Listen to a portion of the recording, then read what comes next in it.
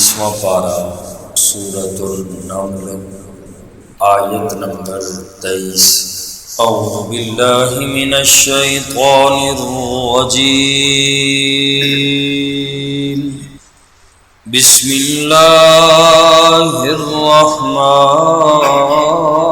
الرحیم۔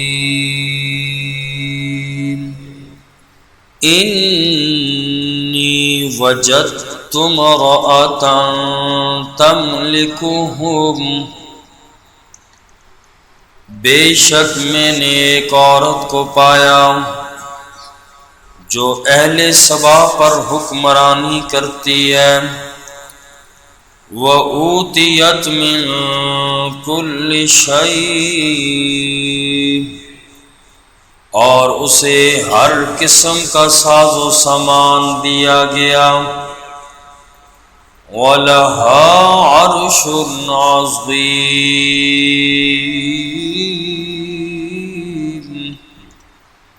اور اس کے پاس بڑا تخت ہے۔ حضرت سلیمان علیہ السلام نے اپنے لشکر کی حاضری لی تو ہدہد کو غائب پایا اور فرمایا کہ میں اس کو سخت سزا دوں گا یا اسے میں ذبح کر دوں گا، یہاں تک کہ میرے پاس کوئی عذر پیش نہ کرے، کوئی ٹھوس عذر نہ ہوا تو میں اسے ذبح کر دوں گا یا سخت سزا دوں گا۔ اس نے بغیر رخصت کے چھٹی کر لی، غیر حاضری کا حضرت سلیمان علیہ السلام نے نوٹس لیا، اور اتنے میں ہدہد بھی وہاں حضرت سلیمان علیہ السلام کے پاس آ گیا۔ سلیمان علیہ السلام نے پوچھا کہ کہاں تھے؟ کہنے لگا کہ میں ملک سبا سے ایسی خبر لے کے آیا ہوں جس کا آپ کو علم نہیں ہے، اور خبر بھی یقینی خبر ہے، اور خبر بھی انی وجدت، بے شک میں نے ایک عورت کو دیکھا کہ جو قوم سبا پر حکمرانی کر رہی تھی، اور وَأُوتِيَتْ مِن كُلِّ شَيْءٍ، اسے ہر قسم کا ساز و سامان دیا گیا ہے، یعنی اس کو حکومت کی جتنی بھی ضرورت کی چیزیں ہیں اس کے پاس سب کچھ ہے، اور اس کا ایک بہت بڑا تخت بھی ہے جس پر وہ بیٹھ کر امور سلطنت انجام دیتی ہے۔ اور مفسرین نے اس تخت کے حوالے سے لکھا ہے کہ یہ تخت 80 ہاتھ لمبا تھا اور 50 ہاتھ یہ چوڑا تھا، اور 40 ہاتھ جو ہے یہ اونچا تھا۔ ہاتھ کہتے ہیں یہ کونی سے آگے آگے جو ہے اس کو ہاتھ کہا جاتا ہے۔ اتنا بڑا عرش تخت جو تھا یہ ملکہ بلقیس کا تھا، اور اس میں قیمتی ہیرے جواہرات اور سونے چاندی سے وہ تیار تھا، اور اس ملکہ کا نام جو قوم سبا کی حکمران تھی اس کا نام تھا بلقیس۔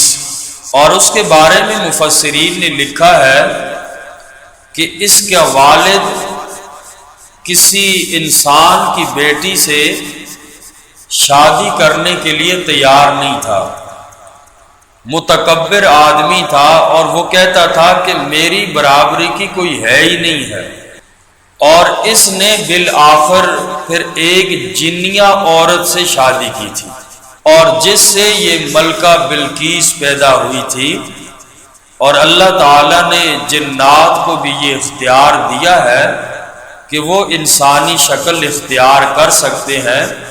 تو بہرحال یہ تفسیروں کے اندر باتیں لکھی ہیں اور بعض تاریخی روایتیں ہیں جن کے متعلق یقینی کوئی بات نہیں کہی جا سکتی، اور سوال بھی یہ ہوتا ہے کہ کیا انسان کا نکاح جن عورت سے ہو سکتا ہے؟ بعض نے تو اس بات کا انکار کیا ہے فقہا نے کہ نہیں ہو سکتا، جنس الگ ہے۔ بہرحال صحیح روایات سے یہی معلوم ہوتا ہے کہ جنات میں بھی توالد اور تناسل اور مرد اور عورت کی تمام خصوصیات اس جنس کے اندر موجود ہیں جو انسانوں میں ہے۔ اور دوسرا سوال یہ ہوتا ہے، کیا جن عورت کا نکاح انسان مرد کے لیے حلال بھی ہے؟ تو فقہائے کرام کا اس میں اختلاف ہے۔ بہت سے فقہا اس کو جائز قرار دیتے ہیں کہ نکاح ہو سکتا ہے، اور بعض فقہا نے اس کو حرام لکھا ہے۔ بہرحال ایسے واقعات موجود ہیں، کتابوں میں لکھے ہیں کہ مسلمان مرد سے مسلمان جن عورت کا نکاح ہوا اور ان سے اولادیں بھی ہوئی۔ تو یہاں یہ مسئلہ اس لیے قابل بحث نہیں ہے کہ بلقیس کا جو والد تھا وہ مسلمان ہی نہیں تھا، اس کے عمل سے کوئی دلیل نہیں پکڑی جا سکتی کہ بھائی اس نے نکاح کیا تھا تو بہرحال نکاح جائز ہے۔ وہ خود ایک غیر مذہب تھا، کافر تھا، تو کسی مسلمان کا ایسا واقعہ نہیں ہے کہ جس وجہ سے ہم اس کو قابل بحث اس مسئلے کو بنائیں۔ تو بہرحال اس نے تکبر میں آ کر یہ کہا تھا کہ انسانوں میں میرا کوئی کوفی نہیں ہے، برابری نہیں ہے کہ جس سے میں شادی کروں، تو پھر اس کا نکاح جو ہے وہ جن عورت سے کروا دیا تھا۔ تو یہ ملکہ بلقیس کا مختصر تعارف تھا۔ فرمایا انی وجدت، ہدہد نے کہا حضرت سلیمان علیہ السلام کے پاس آ گیا، غیر حاضری کی وجہ بیان کی، میں کہاں تھا؟ کہنے لگا انی وجدت، بے شک میں نے ایک عورت کو پایا، امرأتن، ایک عورت کو، تملکہم، جو اہل سبا پر حکمرانی کرتی ہے، وَأُوتِيَتْ مِن كُلِّ شَيْءٍ، اور اسے ہر قسم کا ساز و سامان دیا گیا ہے، وَلَهَا عَرْشٌ عَظِيمٌ، اس کے پاس بڑا تخت بھی ہے۔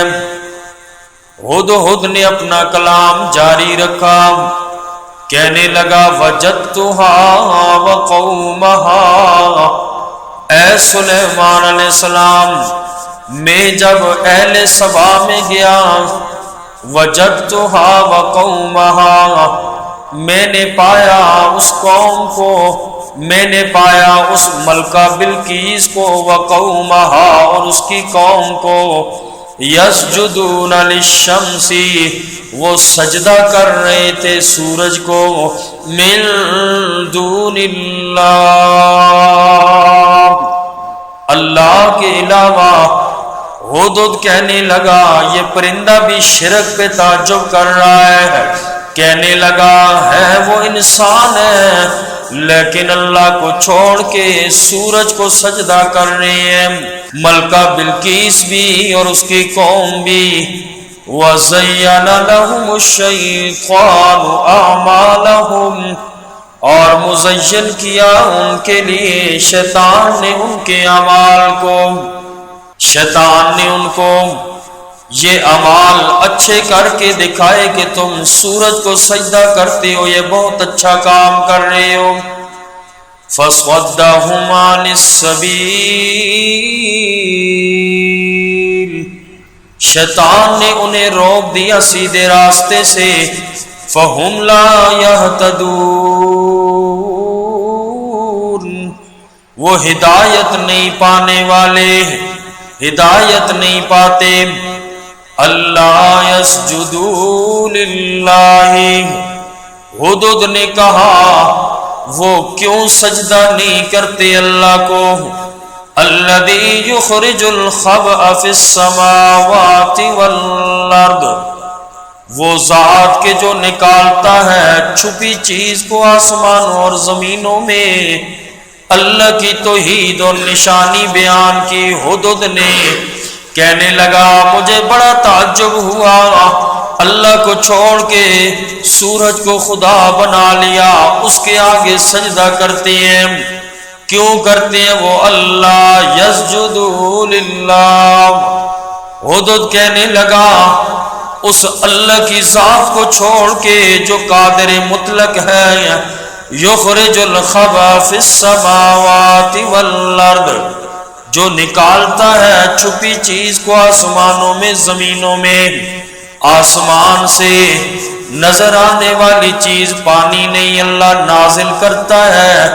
زمین پہ اللہ کریم بارش برساتے ہیں، زمین سے چھپی ہوئی چیز سبزی اور غلہ معدنیات وغیرہ نکلتی ہیں۔ ہدہد کہنے لگا اے سلیمان علیہ السلام، یہ لوگ سورج کو سجدہ کرتے ہیں، اس اللہ کو کیوں چھوڑ دیا ان لوگوں نے؟ وَيَعْلَمُ مَا تُخْفُونَ وَمَا تُعْلِنُونَ، اور وہ اللہ کریم جانتے ہیں جو تم چھپاتے ہو اور جو تم ظاہر کرتے ہو۔ ہدہد نے اللہ کی شان اور قدرت کو بیان کیا۔ ہدہد کو بھی بڑا تعجب ہوا شرک کرنے پر، کہنے لگا سورج کو سجدہ کرتے ہیں اللہ کو چھوڑ کر، اور مزید کہنے لگا ہدہد نے اللہ کی توحید بیان کی۔ اللہ لا الہ، اللہ کی ذات وہ ذات ہے، نہیں ہے کوئی معبود، نہیں ہے کوئی مسجود، الا ہو، سوائے اس اللہ کے، ہر قسم کی عبادت کے لائق بھی صرف وہ اللہ ہے۔ هو رب العرش العظیم، وہ عرش عظیم کا مالک ہے۔ ہدہد کہنے لگا وہ اللہ کی ذات اتنی بڑی ذات ہے، اللہ کریم جب موجود ہے، عبادت کسی اور کی نہیں ہونی چاہیے، اس اکیلے اللہ وحدہ لا شریک کی عبادت ہونی چاہیے۔ قال، حضرت سلیمان علیہ السلام نے فرمایا تو نے اپنا عذر تو بیان کر لیا، تو قوم سبا کے پاس گیا تھا، وہ شرک کے اندر مبتلا تھے، اب مجھے کیسے یقین آئے گا کہ تو سچا ہے یا جھوٹا ہے؟ معلوم ہوا اللہ کے نبی عالم الغیب نہیں ہوتے۔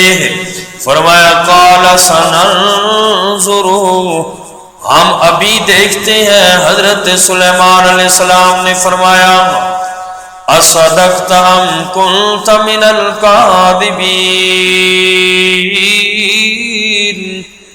تو نے سچ بولا یا تو نے جھوٹ بولا ہے؟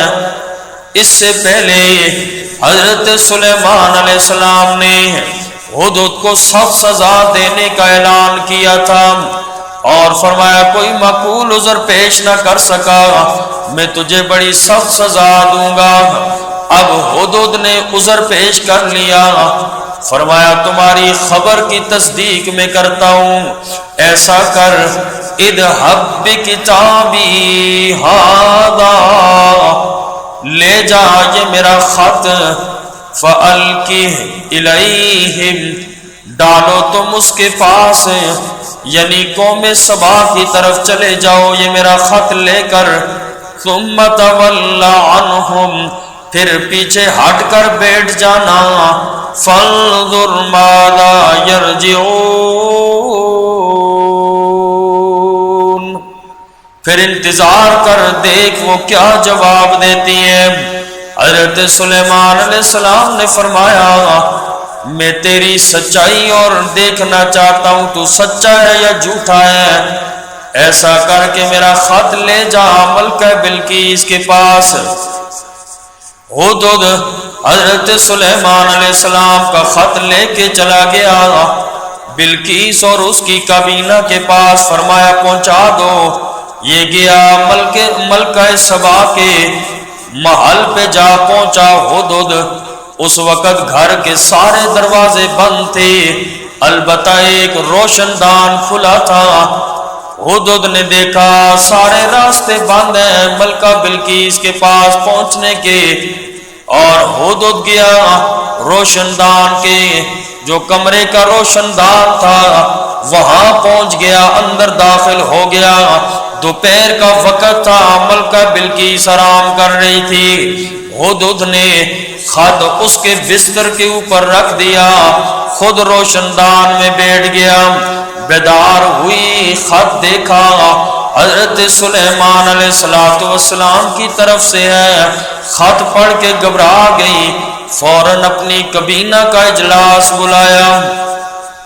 اللہ فرماتے ہیں قالت یا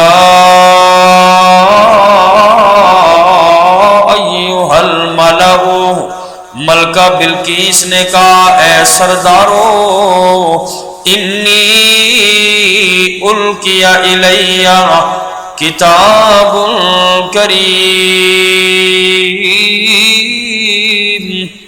بے شک میرے پاس ایک عزت والا خط ڈالا گیا۔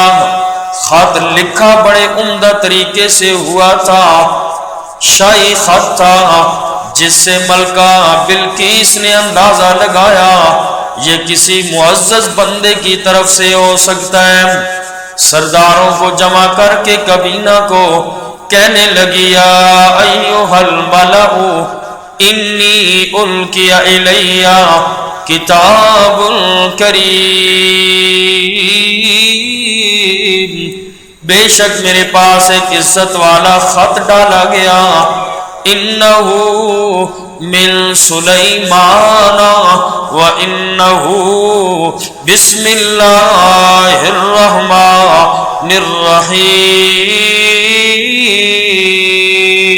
الرحیم۔ وہ کس کی طرف سے ہے؟ کہنے لگی انہ من سلیمان، یہ حضرت سلیمان علیہ السلام کی طرف سے ہے۔ حضرت سلیمان علیہ السلام نے اوپر اپنا نام لکھا اور اس سے اوپر بسم اللہ لکھی ہوئی تھی۔ وَإِنَّهُ بسم اللہ الرحمن الرحیم، بے شک شان یہ ہے یہ خط اللہ کے نام کے ساتھ لکھ رہا ہوں جو بڑا مہربان ہے، رحم کرنے والا ہے۔ حضرت سلیمان علیہ السلام نے خط لکھا جس کا مضمون یہ تھا اللہ تعالی علی واتونی مسلمین،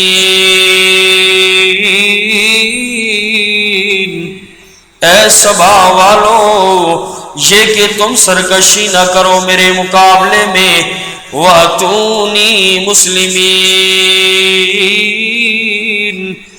میرے پاس آؤ فرما بردار ہو کر۔ مطلب یہ کہ یہ کفر اور شرک چھوڑ دو اور صحیح دین اختیار کر لو۔ میں تم سے تمہارا ملک نہیں مانگتا، اس پہ میں قبضہ نہیں کرتا، بلکہ میرا مدعا یہ ہے کہ بس تم مسلمان ہو جاؤ، سورج کی پوجا چھوڑ دو۔ آگے مزید گفتگو انشاءاللہ اگلے سبق کے اندر۔